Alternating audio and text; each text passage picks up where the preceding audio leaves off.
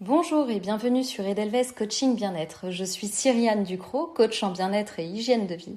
Chaque semaine sur ce podcast, je vous partage des outils pour cheminer dans l'atteinte de votre épanouissement et de votre bien-être tant mental que physique. Le message du jour est si cette fois-ci vous ne vous laissiez pas bouffer par la routine de la rentrée.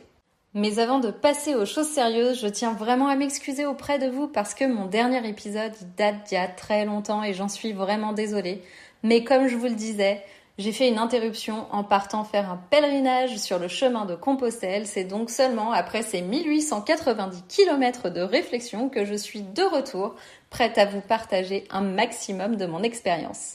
Je vous rappelle que dans les épisodes précédents, nous avons abordé les sujets essentiels de la définition des objectifs, comment passer à l'action et maximiser son énergie, les croyances limitantes et la gestion de nos émotions, le sommeil et bien sûr sa petite sœur, la sieste, mais aussi la puissance de la respiration en conscience avec la cohérence cardiaque.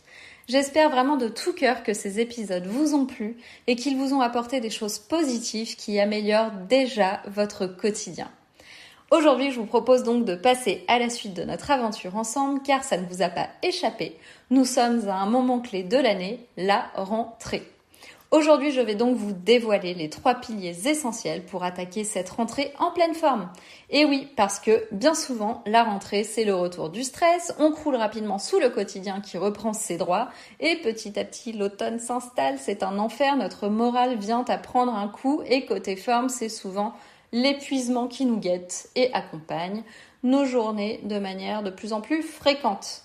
Et donc, pour éviter de retomber dans ce cercle vicieux et répétitif d'année en année, parce que tous les ans c'est la même chose, je vous propose de prendre en main cette rentrée en faisant un nouveau départ en 3 points avec la fameuse technique MBD qui vous veut du bien. Mais qu'est-ce donc que la MBD ? Alors non, ce n'est pas une drogue, mais je pense que ça pourrait le devenir tellement c'est bénéfique à votre énergie au quotidien. Non, plus sérieusement, cette abréviation MBD, c'est tout simplement la réduction des 3 choses les plus essentielles à notre équilibre. Manger, bouger, dormir. Bien évidemment, quand je vous le dis comme ça paraît évident. Et puis, forcément, c'est quelque chose qu'on fait de manière naturelle. Mais sincèrement, qui se penche réellement sur ces 3 points les plus essentiels à notre vie ? Les seuls moments où on va aller vraiment s'intéresser à ça va être soit quand on va avoir envie de maigrir, du coup on va aller regarder ce qu'on doit manger, comment on doit faire, etc. Sinon pour bouger, c'est pareil, il y a simplement quand on est à l'approche de l'été qu'on se dit oh là là, j'aimerais trouver un maillot de bain, ça va être une catastrophe. Ou alors les bonnes vieilles résolutions du 1er janvier pour la nouvelle année. Et pour dormir, c'est à peu près ce qu'il y a de pire, je pense, puisque là pour le coup... notre sommeil, clairement, le presse comme un citron autant qu'on peut. Et puis, quand il n'y a plus de jus, on continue encore à presser. Et puis, en fait, on oublie complètement que c'est la chose la plus importante. Donc, vous l'aurez compris, à force de faire les petits malins en pensant maîtriser notre trio manger, bouger, dormir, on n'y prête pas du tout attention et on laisse petit à petit notre bien-être et notre santé partir à la dérive. Je vous propose donc qu'on remette un peu de conscience et d'ordre dans tout ça et qu'on s'accorde de prendre soin de nous pour entretenir notre santé mentale et physique parce que finalement, ces tout petits riens peuvent réellement transformer votre rentrée de façon durable et remarquable. Vous verrez, vous m'en direz des nouvelles. Maintenant que la mise au point est faite, voici ce que nous allons aborder. Petit 1, comment manger de manière responsable sans se prendre la tête et surtout sans sacrifier son plaisir. Deuxièmement, pourquoi il est crucial de rythmer sa journée en commençant avec 15 à 20 minutes d'activité physique.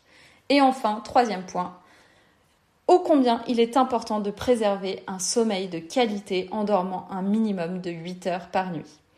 Restez avec moi jusqu'à la fin pour découvrir comment ces simples habitudes peuvent vraiment transformer votre vie et surtout comment je peux vous accompagner dans cette démarche. Et n'oubliez pas de vous abonner pour ne manquer aucun épisode. Allez, c'est parti pour la technique MBD en détail.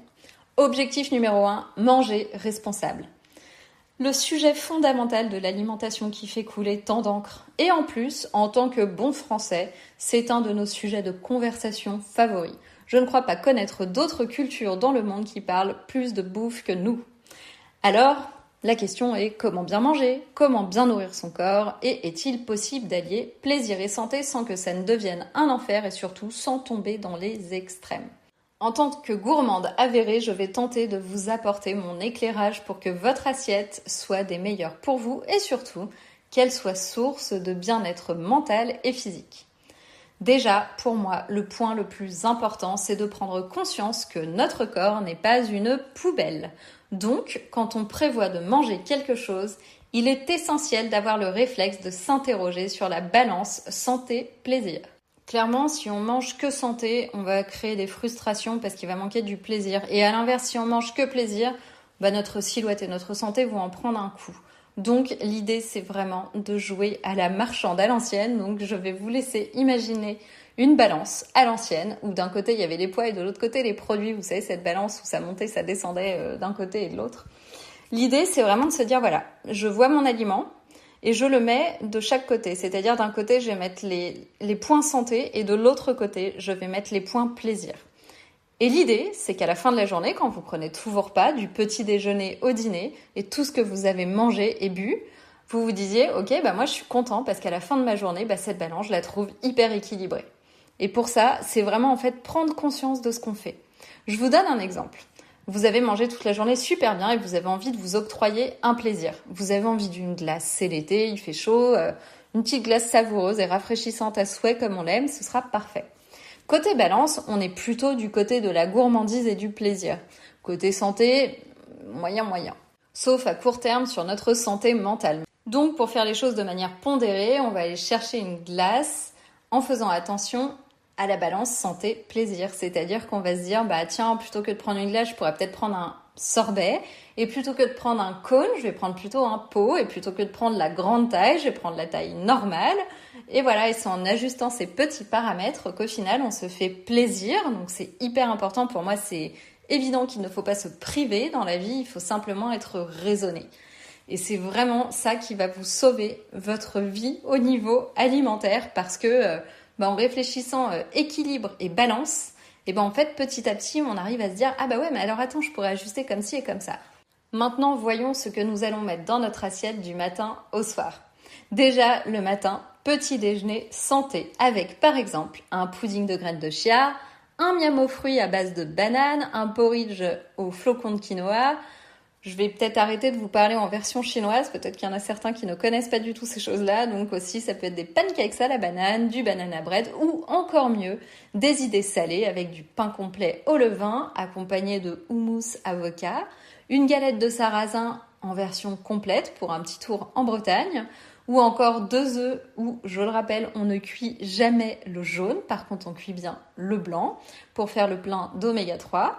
Voilà pour les exemples de petits déjeuners. Si vous voulez d'autres idées, vous allez sur mon site cuisinersansgluten.com sur lequel vous allez retrouver plein de recettes. Et ces petits déjeuners, l'objectif, c'est qu'ils soient rassasiants, mais aussi délicieux pour avoir une matinée en pleine forme sans avoir le fameux pic de glycémie qui fait que derrière, on a le coup de pompe de 10h, 11h.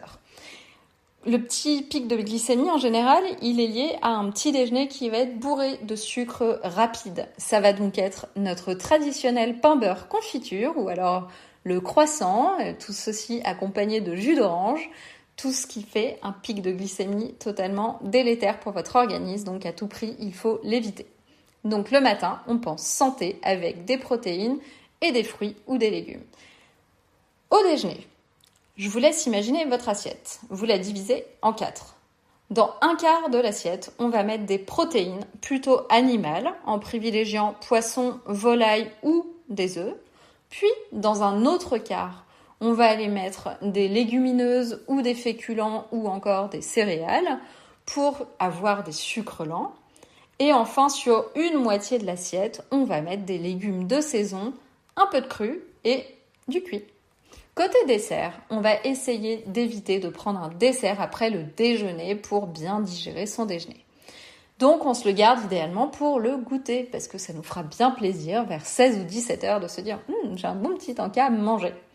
Mais plutôt que de prendre une pâtisserie ou un dessert trop sucré, on va plutôt inviter dans notre assiette bananes et fruits ou alors des fruits et des oléagineux. Vous savez, les oléagineux, ce sont les noix, noisettes, amandes, etc.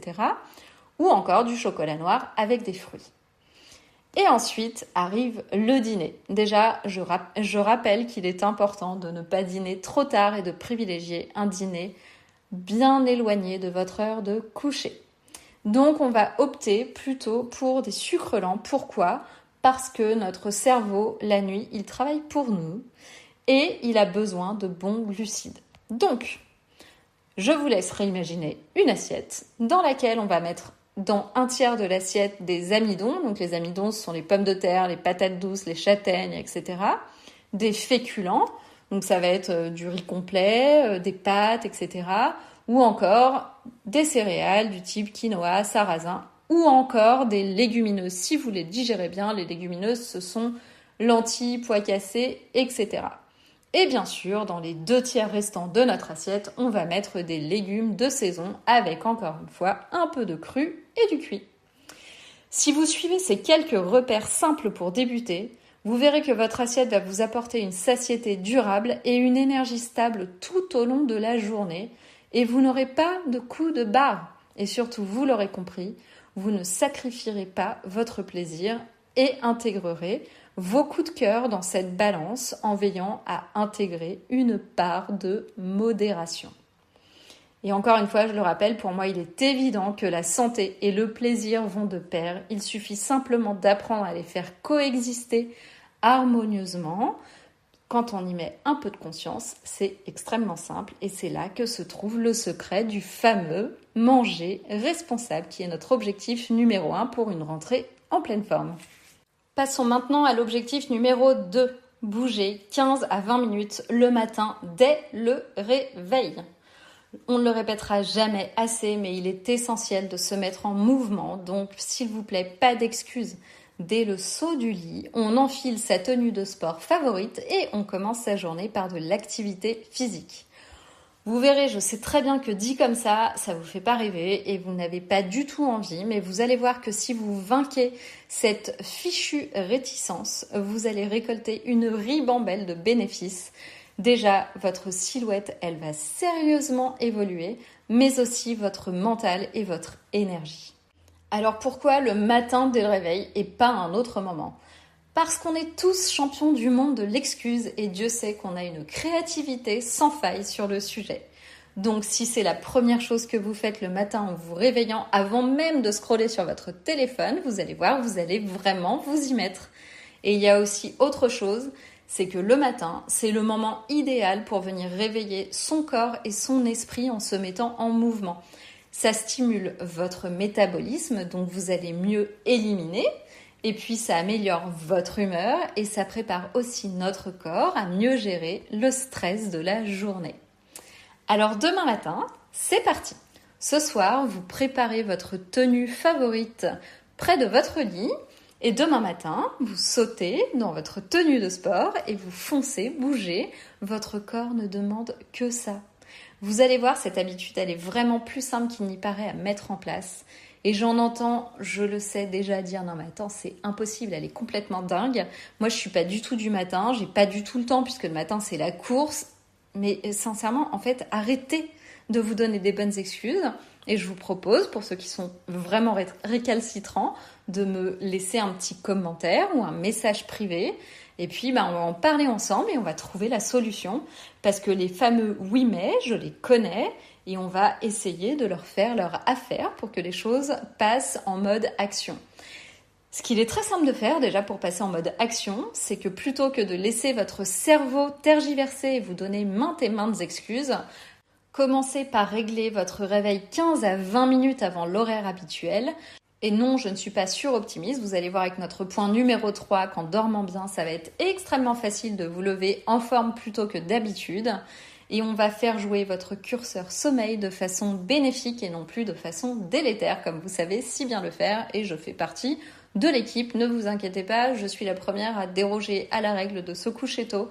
Mais je me rappelle très souvent et très rapidement que j'ai déconné et je réajuste tout de suite le comportement.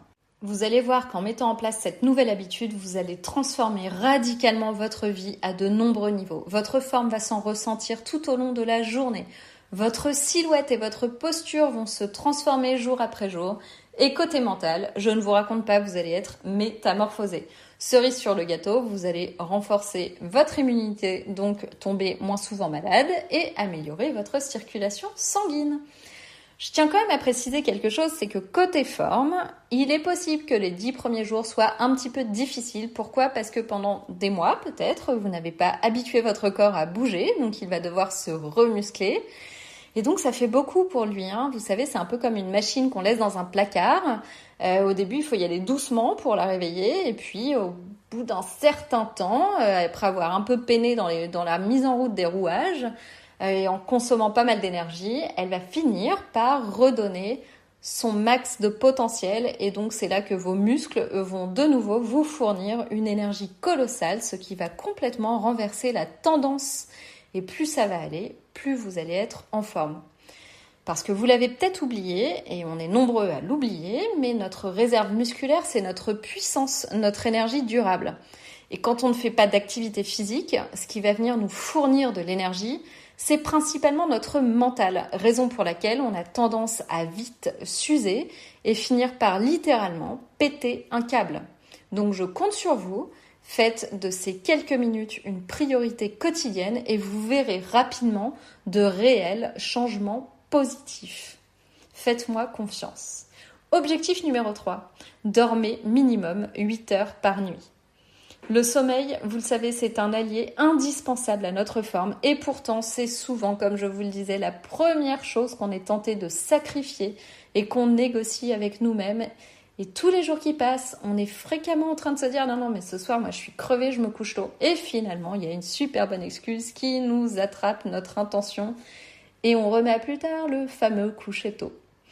Alors, pourquoi on parle de 8 heures de sommeil ? Déjà parce que, je vous le rappelle, on passe un tiers de notre vie à dormir, mais aussi parce que les études scientifiques ont révélé que les adultes ont tout simplement besoin de 7 à 9 heures de sommeil par nuit pour fonctionner de manière optimale. Dans la réalité, les Français ne dorment que 6h42 par nuit, ce qui fait donc une différence remarquable avec les 8 heures nécessaires par nuit. Si on réfléchit bien, vous savez ce que ça veut dire ? Ça veut dire qu'on dort une nuit de moins par semaine. Je vous laisse faire le parallèle si jamais je vous retire une journée dans votre semaine. Je ne sais pas comment vous le vivrez. Votre organisme pour la nuit, c'est pareil. Parce que qu'est-ce que ça affecte de moins dormir ? Je ne vais pas vous faire la liste complète parce que ce serait trop long. Déjà, dans les points qui vont nous intéresser pour cette rentrée, ça va être la concentration, la productivité, la santé, mais aussi votre silhouette. Parce que le sommeil, ça va jouer en tant que régulateur de votre appétit et ça contribue aussi à la perte de poids. Donc en fait, vraiment, on se rend compte que le sommeil est essentiel.